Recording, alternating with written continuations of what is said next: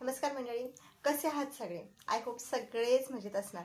पण काही जण मजेत नाही आहेत. सगळेजण पैकी काही जण मजेत आहेत तर काही जण टेन्शनमध्ये आहेत.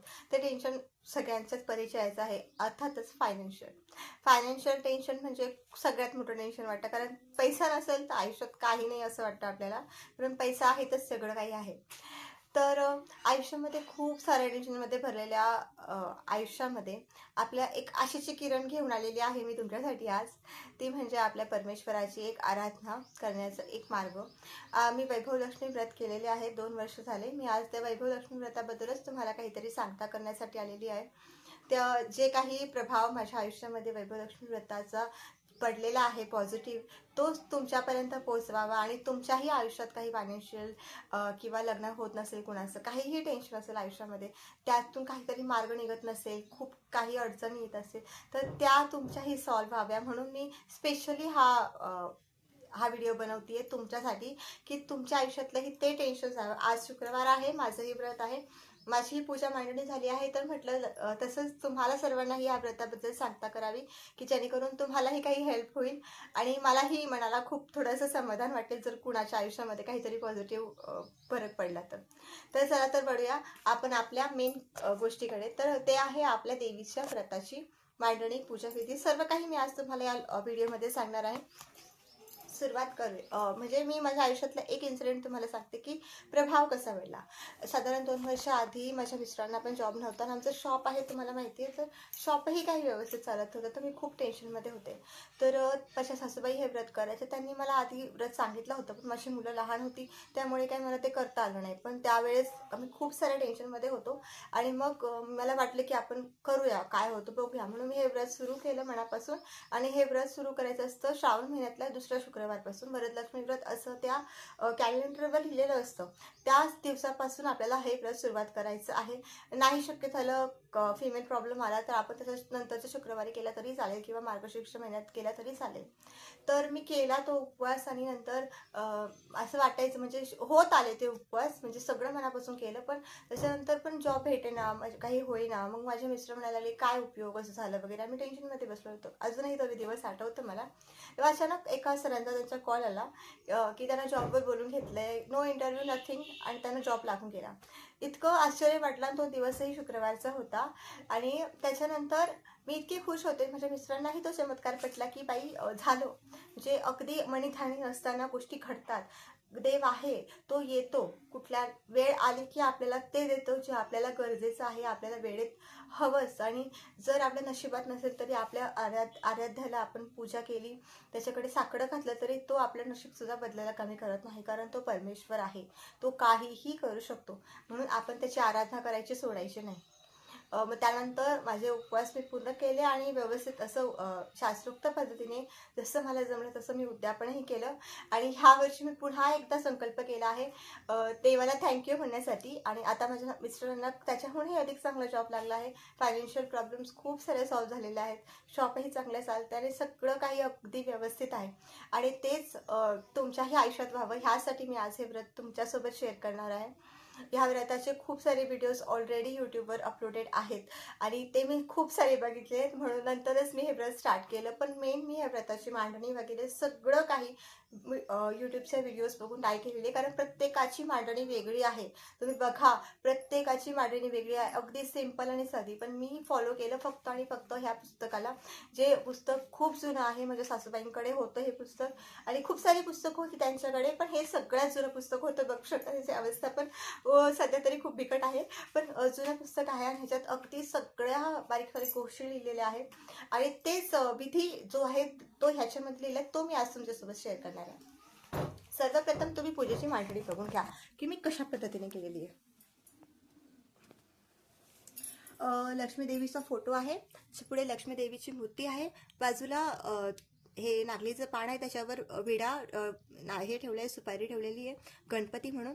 इथे तांब्या ठेवला आहे. तांब्याच्या कलशामध्ये आपल्याला 5 वस्तू टाकायच्या आहेत. ते 5 दुर्वा टाकायच्या आहेत, फूल टाकायचं आहे, हळद कुंकू टाकायचं आहे, रुपया नाणं टाकायचं आहे आणि एखादं फूल वगैरे एवढ्या वस्तू टाकायच्या आहे.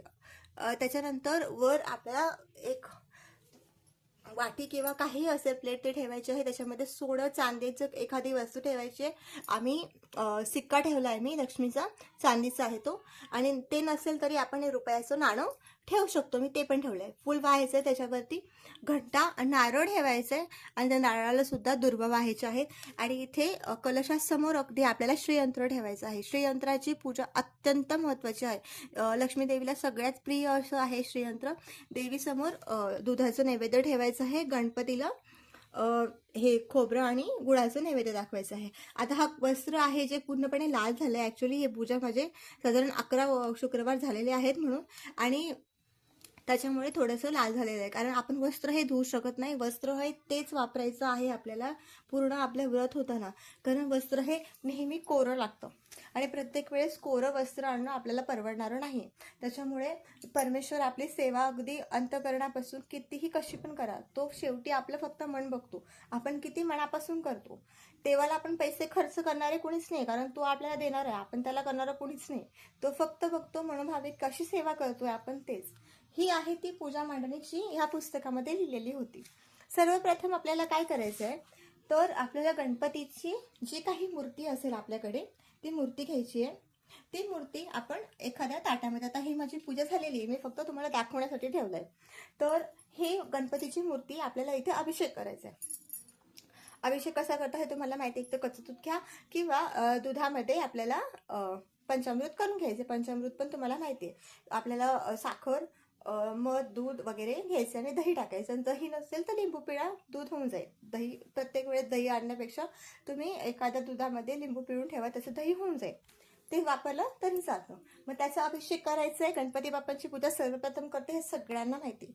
तर गणपती बाप्पांचा अभिषेक 11 वेळेस करायचा, पाण्याने करायचं आणि व्यवस्थित चांगल्या कपड्याने किंवा आपल्या पदराने गणपती बाप्पांना पुसून त्यांना विराजमान करायचं. आधी तांदूळ ठेवायचं, मग त्यांना विराजमान करायचं. गणपती बाप्पांची मूर्ती नसेल तर आपण जो विड्यावरती हे सुपारी ठेवली त्या सुपारीवर 3 वेळेस पळीने पाणी टाकायचं, ओम गणेशाय नमः म्हणायचं. आपली पूजा सुरू होऊन जाते. आणि त्याच्यानंतर आपल्याला लक्ष्मी देवीची मूर्ती घ्यायची आहे. लक्ष्मी देवीच्या मूर्तीवर आपल्या अभिषेक करायचा आहे. लक्ष्मी देवीच्या मूर्तीला सुद्धा त्याचप्रमाणे 11 वेळेस जे लक्ष्मी माता म्हणून देवीचा अभिषेक करायचा आहे, हा विधी याच्यात लिहिलेला आहे. अभिषेक करायचा आहे. अभिषेक केल्यानंतर आपण देवीलाही त्याचप्रमाणे व्यवस्थित पुसून वगैरे ठेवायचं आहे. त्याच्यानंतर हळदी कुंकू सगळ्यांना लावायचं आहे आणि 3 वेळेस पळीने पाणी ह्या ठेवलेल्या नारळावर सुद्धा आपल्याला अर्पण करायचं आहे. आणि सगळ्यांना आपल्याला पुष्प, दुर्वा आणि अक्षता अर्पण करायचे आहेत. हळदी कुंकू अर्पण करायचं आहे प्रत्येकाला हळूहळू, आणि त्यांचं नामस्मरण करायचं. अगदी मनापासून करा, सगळं काही व्यवस्थित होतं. आणि चुका करायला म्हणजे देव ते हिटलर नाही आहे की आपल्या काही चुकलं की आपल्याला लगेच शिक्षा करतील. पदरात घेतात आपल्या सगळ्या चुका, छोट्या छोट्या गोष्टी ते सुद्धा दुर्लक्ष करतं. म्हणून अंतःकरणापासून करा, मनापासून करा, सगळी पूजा देवापर्यंत जाते. मेन काय आहे, संपूर्ण दिवस आपण उपवास करतोय, कुणाबद्दल वाईट निंदा करायची नाही. हे तर आयुष्यभर करायचं नाही आहे, पण शक्यतो त्या दिवशी देवाचं नामस्मरण करा आणि मनामध्ये कुणाबद्दल वाईट विचार आणू नका. बस ती सगळ्यात मोठी पूजा असते. कुणाचं वाईट करू नका, कुणाला रडू नका. म्हणजे मेन म्हणजे काय, देव हा प्रत्येक आत्म्यामध्ये, प्रत्येक माणसामध्ये असतो. माणसाला जपायला शिका, म्हणजे माणसं जपली की आपोआप देव जपला जातो. कसं असतं ना, एखाद्याला दुःखवलं, एखाद्याचा आत्मा जाळला ना, तर परमेश्वर कधीच आपल्याला सुखी करत नाही. म्हणून एखाद्याला हसवा पण रडवू नका. आपल्याला नाही ना हसवता येते, हसवू नका तुम्ही, पण रडवू पण नका. म्हणून सर्व मेन पूजा म्हणजे एखाद्या माणसाने माणसाला जाणं. म्हणून कुणाची त्यात लिहिलेलं आहे, कुणाची निंदा नालस्ती करायचं नाही आहे. आपल्याला संध्याकाळी उपवास सोडायचा आहे, दिवसभर उपवास करायचा आहे. मी शक्यतो चहा घेते दिवसभर, म्हणजे दिवसभर नाही होत उपवास, कारण मलाही बाहेर वगैरे जावं लागतं. मग 2 वाजता जेव्हा मी शॉपवरून येईल किंवा मुलांना घेऊन येईल, त्याच्यानंतर मी आधी पूजा करते आणि त्याच्यानंतर दूध, केळी वगैरे असं काही खाते. फलाहार करा. शक्यतो साबुदाण्याची खिचडी वगैरे खाऊ नका. गोळ्या वगैरे घेत असेल तर ठीक आहे, पण जर तुम्ही व्यवस्थित असाल, यंग असाल, एक दिवस तुमचं फ्रूटवर होऊन जाते, तुमची डायटिंग पण होऊन जाईल. सो बघा, प्रयत्न करून होत असेल तर करा. काही कंपल्शन नाही आहे, देव की आपल्याला उपाशी राहा म्हणत नाही, कारण ती आपली आई आहे आणि आई आपल्या लेकरांना उपाशी कधीच मारत नाही. म्हणून ती फक्त आपल्याकडनं पूजेची अपेक्षा करते. अशा प्रकारे आपल्याला देवाची पूजा करायची आहे. नंतर आपल्याला हे असं पुस्तक आणायचं आहे, वैभव लक्ष्मी मातेचं. त्याच्यामध्ये वैभव लक्ष्मी मातेच्या वेगवेगळ्या स्वरूप लिहिलेली आहेत. त्याच्या आधी आपल्याला लक्ष्मी स्वरूपांचं पूजन तुम्हाला सांगते. पण इथे लक्ष्मी स्तवन असं लक्ष्मी स्तवन लिहिलेलं आहे ते वाचायचं आपल्याला. 4 ओळींचं आहे ते फक्त. त्याच्यानंतर देवीच्या सगळ्या रूपांची पूजा करायची आहे. त्याच्यानंतर हे म्हणायचं आहे. हे आता पहिलं जे देवीचं आहे, गजलक्ष्मी मातेचं स्वरूप दाखवलंय. हे गजलक्ष्मी माता, तू जसे शिलाला फळ दिले तसे फळ आम्हाला सर्वांना द्या, सर्वांचे कल्याण कर, असं म्हणायचं आहे. प्रत्येक फोटोच्या स्वरूपाचं नामस्मरण घेऊन आपल्याला म्हणायचं आहे. त्याच्यानंतर श्रीयंत्र दिलेलं आहे पुस्तकामध्ये. श्रीयंत्राची पूजा सगळ्यात महत्त्वाची आहे, कारण देवीला सगळ्यात जास्त प्रिय श्रीयंत्र आहे. श्रीयंत्राची व्यवस्थित पूजा करायची आहे. त्याच्यानंतर देवीच्या 2 स्वरूप अजून दाखवले, त्यांची पूजा करायची आहे. नियमसुद्धा लिहिले, तुम्ही ते वाचू शकता. आणि त्याच्यानंतर देवीची कथा आहे. ती कथा अत्यंत पौराणिक आहे. ती कथा वाचा तुम्ही, तुम्हाला वेळ नसतो. यात खूप साऱ्या कथा दिलेल्या आहेत, त्या काय एवढे कंपल्सरी नाही. मेन कथा वाचा तुम्ही. जे देवीने स्वतः सगळा पूजाविधी शिल्लेलं सांगितलं आहे, तो विधी वाचा. एवढी ती पुस्तिका आहे. ते कथा वाचल्यानंतर तुम्हाला शेवटी जेव्हा आपण नैवेद्य वगैरे दाखवू, जर तुम्ही रात्री पूजा करत असाल तर नैवेद्य तुमचा बनवलेला असेल, व तो नैवेद्य तुम्ही जेव्हा दाखवाल तेव्हा सगळ्यात मेन आहे श्री लक्ष्मी महिमा हा वाचायचा आहे. तेव्हाच ते आपलं नैवेद्य देवीपर्यंत पोचतं.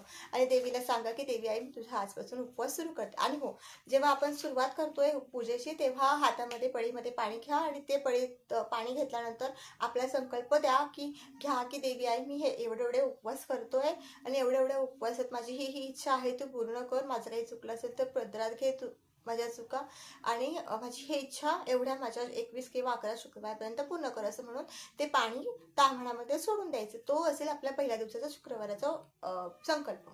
त्याच्यानंतर आपला कंटिन्यू होईल उपवास. असं करून आपल्याला हा उपवासाची सुरुवात करायची आहे. मग तुम्हाला जितके उपवास करायचे तुम्ही ते उपवास करा, आणि शेवटच्या शुक्रवारी उद्यापन करा. उद्यापन कसं करायचं, आपल्याला 7 कुमारिका किंवा 7 सुवासिनी घरी बोलवायचं आहे. पुरणपोळीचा नैवेद्य करायचं आहे, पुरणपोळीचा स्वयंपाक करायचा आहे, आणि मेन म्हणजे खिरीचा नैवेद्य करायचा आहे. रव्याची खीर ही देवीला अत्यंत प्रिय आहे, म्हणून तुम्ही रव्याचीच खीर करा. आणि त्या सगळ्या सुवासिनींना जे काही सुवासिनीचं लेणं असेल ते द्या, पुस्तिका द्या, फलहार द्या, आणि त्याच्यानंतर त्यांचे पाय वगैरे धुवून त्यांची पूजा अर्चा करा. आणि त्या दिवशी तुमचा हा पूर्ण विधी संपलेला असेल. आणि एक गोष्ट राहिली, दुसऱ्या दिवशी जर आपल्याला एक विसरले मी, दुसऱ्या दिवशी आपल्याला ही पूजा विसर्जित पण करायची आहे. हे असं ठेवायचंय, सगळे देव काढून घ्यायचे, फुलं वगैरे सगळे झाडांमध्ये टाकायचे, आणि हे जे पाणी असतं हे पाणी आपण झाडांना टाकायचं, तुळशीला टाकायचं नाही, कारण तुळशीला देवाला आंघोळ घातलेलं पाणी कधीच टाकत नाही. त्याच्यानंतर हे सगळं असंच ठेवून द्यायचं आहे. आणि देवीचे फोटोची आणि मूर्तीची पूजा तर ॲज युजल आपण रोज करत असतो. आणि नंतर नेक्स्ट शुक्रवार परत हे सगळं कंटिन्यू करायचं आहे. अशा रीतीने आपण हा शुक्रवाराचा उपवास करू शकतो. काही चुकलं असेल तर, म्हणजे माझ्यापेक्षा ज्ञानी लोक आहेत ऐकणारे, काही चुकलं असेल तर क्षमा मागते तुमच्याकडून. पदरात घ्या माझी चूक, कारण जितकं मला माहिती आहे तितकं मी तुम्हाला सांगण्याचा प्रयत्न केला आहे. माझी फक्त एक छोटीशी इच्छा होती की माझ्या आयुष्यामध्ये जो बदल घडला तो बदल देवी आईच्या कृपेने तुमच्याही आयुष्यात घडो, आणि तुमच्याही आयुष्यात जर खूप काही प्रॉब्लेम्स असतील तर ते प्रॉब्लेम्स देवी आई नक्कीच सॉल्व करतील, आणि तुमचंही आयुष्य सुखी, समाधानी आणि मजेत जाईल. हीच ईश्वरचरणी प्रार्थना करते. आणि अशाच काही वेगवेगळ्या गोष्टी ऐकण्यासाठी किंवा माझं जर बोलणं तुम्हाला आवडत असेल तर नक्कीच माझ्या चॅनलला सबस्क्राईब करा. मी प्रयत्न करेल की नेहमी काही ना काही नवीन घेऊन येण्यासाठी, माझ्या आयुष्यातले काही किस्से तुमच्यापर्यंत पोहोचवण्याची. आणि माझे नेहमीच प्रयत्न असतील की सगळ्यांना काहीतरी चांगला उद्देश मिळेल यासाठी प्रयत्नशील असेल मी. आणि त्यासाठी तुम्हाला माझ्या चॅनलला सबस्क्राईब करायला लागेल, लाईक करायला लागेल, आणि काही चुकलं असेल किंवा माझ्याशी काही बोलायचं असेल तर कमेंट करायला विसरू नका. Thank you so much. जय लक्ष्मी माता, जय वैभव लक्ष्मी माता.